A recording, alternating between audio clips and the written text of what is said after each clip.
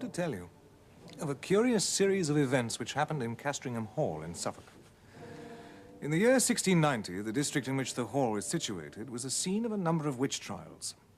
One of the victims was a Castringham woman. Mrs. Mothersole was her name, and what seems to have been fatal to her was the evidence of the then proprietor of Castringham Hall, Sir Matthew Fell. He deposed to having watched her on 3 different occasions from his window at the full of the moon, gathering sprigs from the great old ash tree which grew within half a dozen yards of the house, and whose branches all but touched the upper windows. On each occasion, Sir Matthew had done his best to capture the woman, but she had always taken alarm at some accidental noise he'd made, and all he could see when he got down to the garden was a hare running across the park in the direction of the village. Mainly on this evidence, though there was much more of a less striking and unusual kind from other parishioners, Mrs. Mothersole was found guilty and condemned to die. She was hanged a week after the trial with 5 or 6 more unhappy creatures at Bury St. Edmunds. The other victims were apathetic or broken down with misery, but Mrs. Mothersole was, as in life, so in death, of a very different temper. As a reporter of the time puts it, she looked upon those that laid hands upon her with so venomous an aspect that the mere thought of it preyed inwardly upon their minds for 6 months after.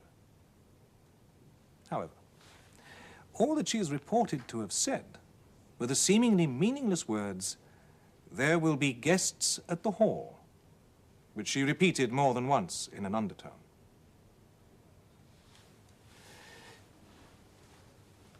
A few months after the execution, when the moon of May was at the full, Sir Matthew and the vicar, Mr. Crome, were taking an evening stroll in sight of the ash tree, which I described as growing near the windows of the building, when Sir Matthew stopped and said, "What is it that runs up and down the stem of the ash? It is never a squirrel. They will all be in their nests by now."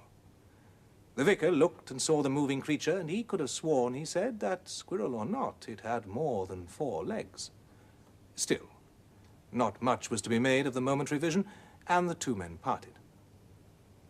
Next day, Sir Matthew Fell was not downstairs at 6 in the morning, as was his custom, nor at 7, nor at 8. Hereupon the servants went and knocked at his chamber door. In the absence of a reply from within, the door was opened at last from the outside, and they found their master dead. His corpse swollen and black.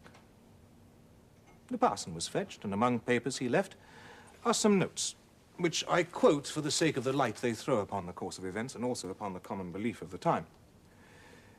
There was not any the least trace of an entrance having been forced to the chamber, but the casement stood open, as my poor friend would always have it in this season.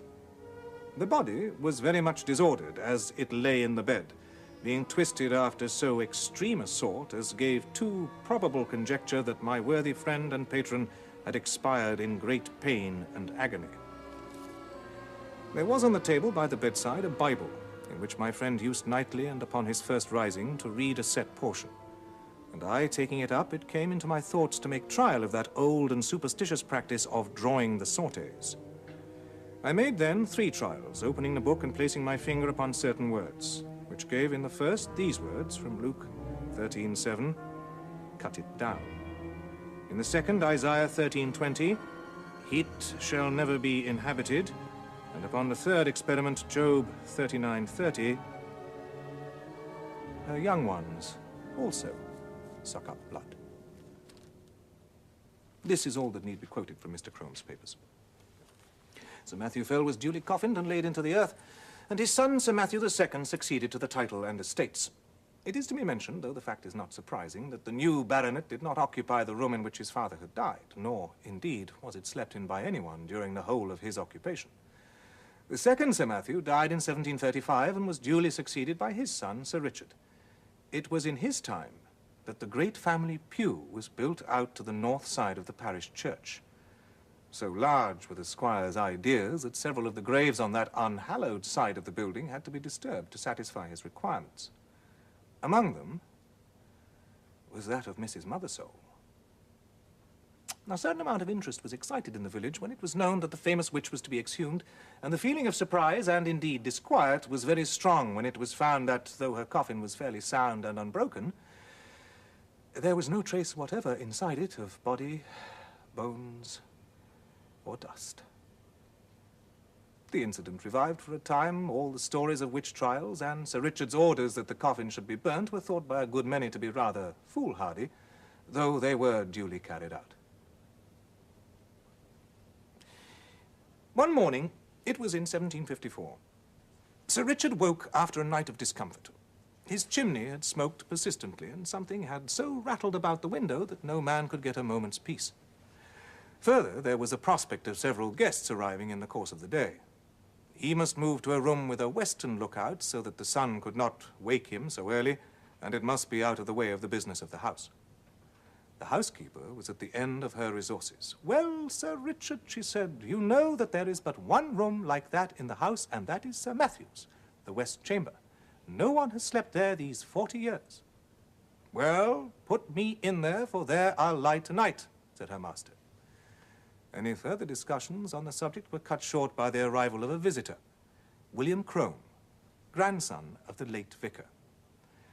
"I must ask your indulgence for this intrusion," he said, "but I am riding to Bury St. Edmunds with what haste I can make, and I have called in on my way to leave with you some papers of my late grandfather's, which we recently came upon. It is thought you may find some matters of family interest in them." They went to the study. The packet which young Mr. Crome had brought contained, among other things, the notes which the old vicar had made upon the occasion of Sir Matthew Fell's death. And for the first time, Sir Richard was confronted with the enigmatical sortes biblicae which you've heard. They amused him a great deal. "Well," he said, "my grandfather's Bible gave one prudent piece of advice: cut it down. If that stands for the ash tree, he may rest assured I shall not neglect it. Such a nest of catarrhs and agues was never seen." He took from the bookcase a Bible, which, sure enough, bore on the flyleaf the inscription, "To Matthew Fell, from his loving godmother, Anne Aldous, 2nd September, 1659. "It would be no bad plan to test the old prophet again, Mr. Crome. I will wager we get a couple of names in the Chronicles. What have we here? 'Thou shalt seek me in the morning, and I shall not be.' Well, well, your grandfather would have made a fine omen of that, eh? No more prophets for me." In the afternoon came the house guests. The Bishop of Kilmore, Lady Mary Harvey, Sir William Canfield, etc. Dinner at 5, wine, cards, supper, and dispersal to bed. Next morning, Sir Richard was disinclined to take his gun with the rest. He walked instead along the terrace with the Bishop of Kilmore. This prelate, unlike a good many of the Irish bishops of his day, had visited his see, and indeed resided there for some considerable time. "You could never get one of my Irish flock to occupy that room, Sir Richard," he said, pointing to the window of the west room. "They will always have it that it brings the worst of luck to sleep near an ash tree, and you have a fine growth of ash not 2 yards from your chamber window. Perhaps it has given you a touch of its quality already, for you do not seem, if I may say it, so much the fresher for your night's rest as your friends would like to see you. It can hardly be wholesome to have the air you breathe strained, as it were, through all the leafage. Your lordship is right there, I think, but I had not my window open last night. It was rather the scratching and rustling that went on, no doubt from the twigs sweeping the glass, that kept me open-eyed. Still, the tree is to come down tomorrow, so I shall not hear much more from it." The day passed quietly, and night came, and the party dispersed to their rooms and wished Sir Richard a better night. And now we are in his bedroom, with the light out, and the squire in bed. The night outside is still warm, so the window stands open. There is very little light about the bedstead, but there is strange movement there, and now you would guess, so deceptive is the half-darkness, that he had several heads, round and brownish, which moved back and forward even as low as his chest. It is a horrible illusion. Is it nothing more? There, something drops off the bed with a soft plump like a kitten, and is out of the window in a flash. And after that there is quiet again. "Thou shalt seek me in the morning, and I shall not be." As with Sir Matthew, so with Sir Richard, dead and black in his bed. A pale and silent party of guests and servants gathered under the window when the news was known. Italian poisoners, popish emissaries, infected air, all these and more guesses were hazarded, and the Bishop of Kilmore looked at the tree, where a white tomcat was crouching in the fork of the lower boughs, looking down into the hollow which years had gnawed in the trunk. It was watching something inside the tree with great interest. Suddenly it got up and craned over the hole. Then a bit of the edge on which it stood gave way, and it went slithering in. Everyone looked up at the noise of the fall. It is known to most of us that a cat can cry, but few of us have heard, I hope, such a yell as came out of the trunk of the great ash. 2 or 3 screams there were, and then a slight and muffled noise of some commotion or struggling. "There is something more than we know of in that tree," said Sir William Kenfield to the bishop. "My life upon it, but the secret of these terrible deaths is there. I am for an instant search." And this was agreed upon. A ladder was brought, and one of the gardeners went up. But looking down into the hollow, he could detect nothing save a few dim indications of something moving. A lantern was lit, and the gardener let it down by rope. They saw the yellow light upon his face as he bent over, and saw his face struck with an incredulous terror and loathing before he cried out in a dreadful voice and fell back from the ladder in a dead faint. The lantern fell inside the tree and must have set fire to the dry leaves that lay there, for in a few minutes a dense smoke began to come up, and then flames, and to be short, the tree was in a blaze.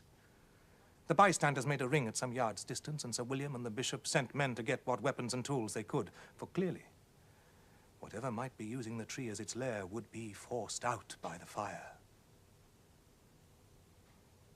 So it was.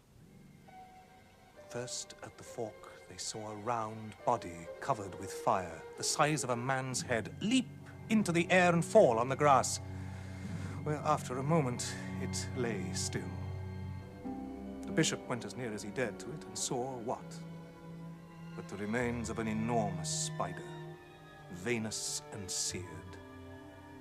And as the fire burned lower down, more terrible bodies like this began to break out from the trunk, and it was seen that these were covered with grayish hair.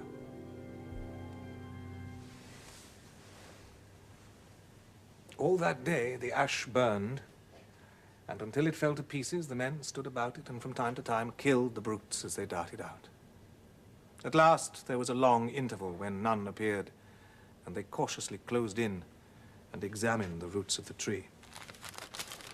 They found, says the Bishop of Kilmore, below it a rounded hollow place in the earth wherein were 2 or 3 bodies of these creatures that had plainly been smothered by the smoke. And what is to me more curious, at the side of this den against the wall was crouching the anatomy or skeleton of a human being, with the skin dried upon the bones, having some remains of black hair, which was pronounced by those that examined it to be undoubtedly the body of a woman.